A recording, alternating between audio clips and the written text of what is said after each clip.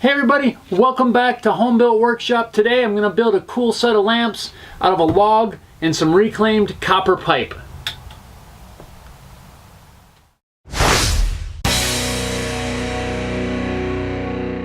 For quite a while I've been wanting to build some lamps. I've had these copper pipes that I got from a friend for probably a year or so, and I just haven't gotten around to doing it. Well, now is the time. We had some really bad wind several months ago, and it blew this pretty good sized limb down in the back of the house. It's been sitting there for quite some time. I thought that this would be a good project to use a chunk of that for. So I fired up the chainsaw, went out there and started chopping it up.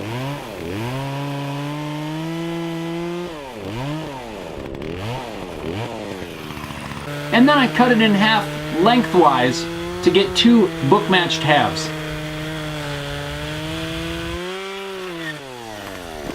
This limb has been dead for quite some time, and the windstorm finally knocked it down. It's been sitting outside, laying on the ground for several months at least, so I feel that it's fairly dry. Our humidity here in Colorado is really low anyway, so I don't believe that the moisture content of this wood is really going to cause me any issues moving forward.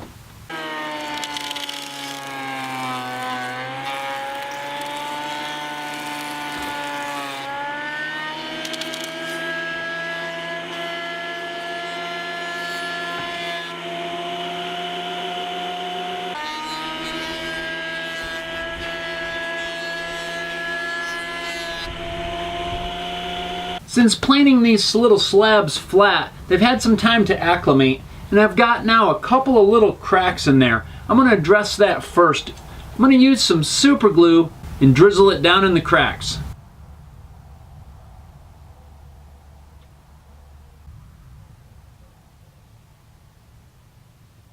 A little activator will help it harden up real quick.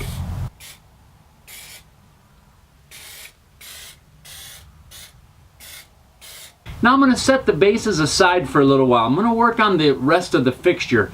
I'd still need to cut the bases down to their final length, but that's going to be determined by this next process.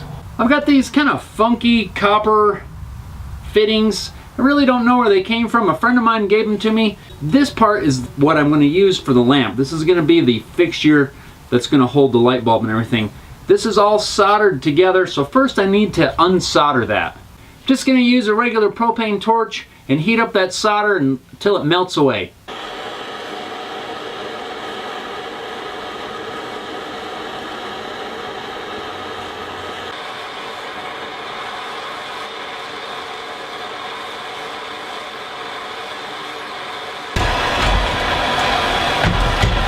Ah, come on.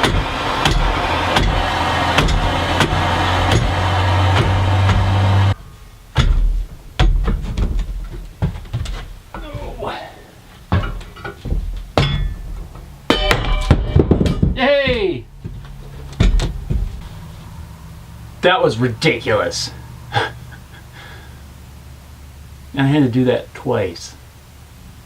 I think a map torch would have worked a little better, a little bit more heat. Might have to look into getting one of those.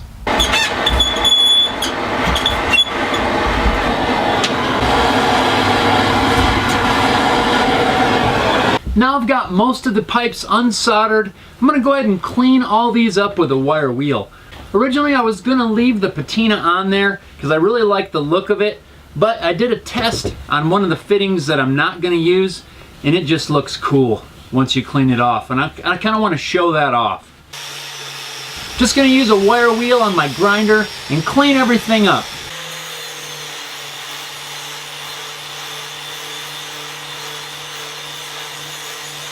Now I'm going to start cutting the pieces down to size. Since these are copper, I'm just using my wood bandsaw. And since one of the pieces needs to be spliced, and I couldn't find any proper fittings at the big box store, I'm just going to try to make my own splice by cutting a couple of notches at the end of the pipe. Now I'll just take a pair of pliers and bend those notches in, and hopefully what I'm trying to create is like a slip joint that I can slip in the other pipe. I would not recommend ever doing this for something that'll carry water or some other application, but for this, I think it'll be okay. I'm just trying to reduce the diameter of the pipe by just enough to allow me to slip it together to solder it. I think it'll work. Now I'm just going to clean up all my connections with a little bit of sandpaper and we'll get these soldered together. I'm going to use a Q-tip to apply some flux to the fittings. Now I'll just start assembling them.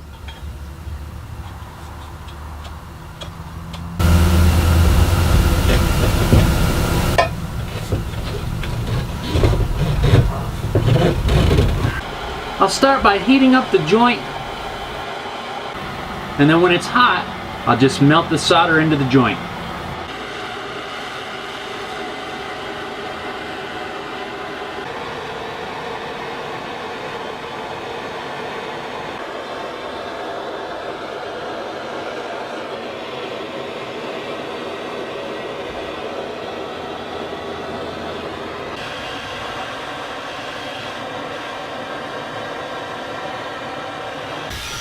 I'll hit it again with the wire wheel on the grinder just to clean up the marks left from the torch. And I'll protect that finish with a couple of coats of clear.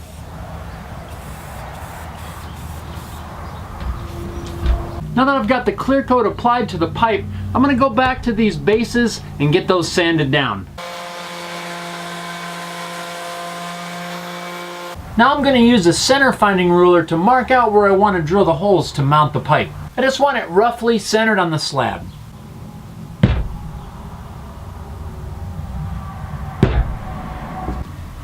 And I'll drill that hole using a Forstner bit. I'm not going to drill all the way through the piece. I want to stop before it comes to the bottom.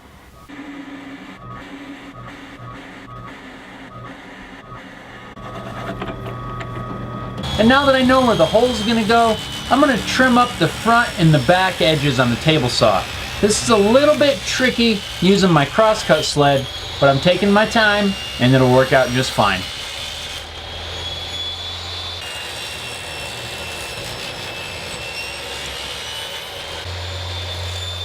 Now I'll drill a hole through the back. This is so I can pass the cord through and up into the fixture.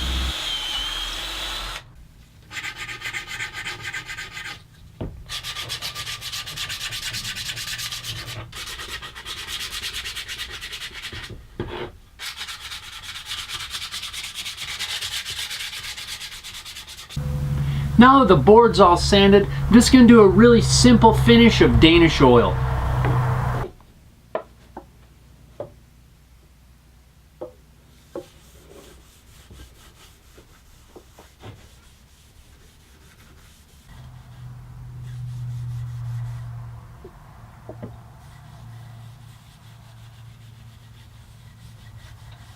I think the hardest part is getting the oil down into the side, the live edge of these pieces of wood. I'm going to let that soak in for a little while.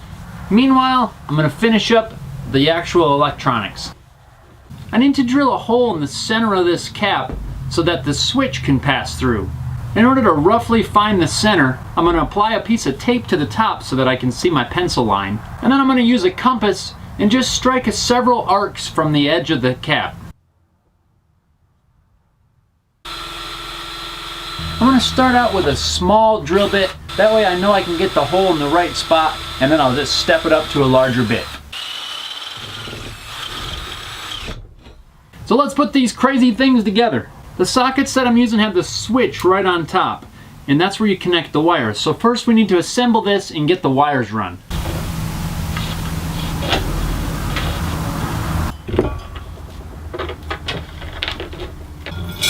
I've used this piece of chain to feed through there because the wire doesn't want to feed around this bend. I'll just tape the wire to the chain, pull it on through.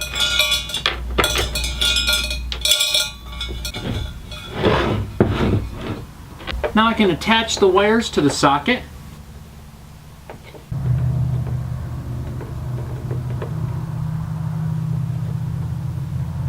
Attach the socket to the top of the cap.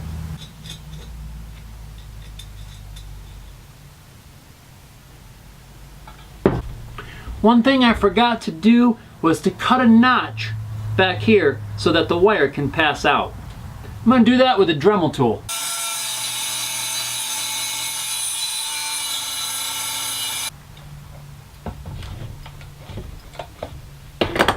Now we have a notch for that wire.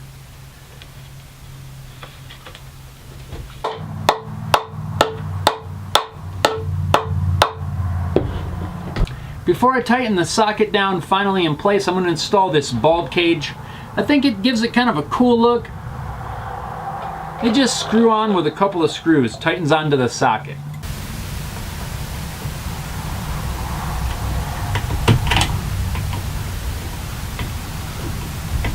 The last thing I'm going to do is I'm going to shove this cord back in just a little bit, and I'm going to fill that hole with some hot glue. And hopefully that'll prevent the cord from getting snagged and ripped out. And the lamps are done. Let's try them out. Now, I forgot to buy the bulbs that I wanted to buy. I wanted to do some of the vintage LED, kind of the old school looking ones. Forgot to pick one of those up, so I'm just going to grab one from around the shop here and we'll try it out. We've got just a regular LED light bulb here, and a regular CFL bulb. Now, these are a couple of the ones that I use here in the shop.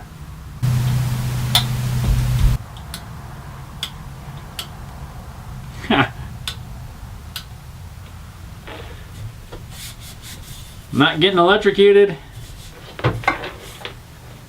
Nice. So thanks a lot everyone for watching the video. I hope you enjoyed it. I really had a good time making these. I think they turned out really good and they're super unique. If you enjoyed the video, please give it a big old thumbs up. Also, don't forget to click that subscribe button and subscribe to the channel so you can catch all my other project videos. I've got all kinds of different builds. I got some welding and some woodworking and just a variety of things. You can also follow me on social media. I'll put all the links down below in the description. Also, don't forget that I have a second YouTube channel. It's called Inside Home Built Workshop. It has some behind the scenes and some short videos showing what's going on in and around the shop here. So until next time, thanks a lot for watching.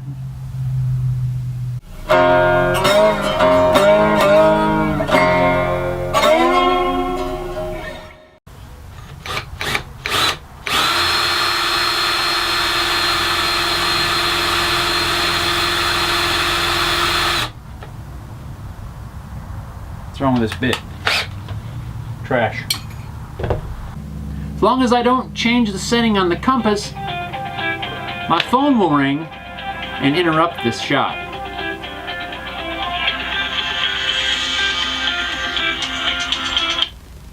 It's not even for me. Hello?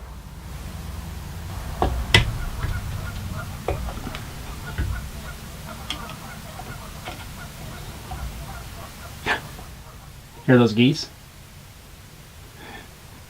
There's been a ton of them out here. We have a pond out back. And they've really been active the last few days.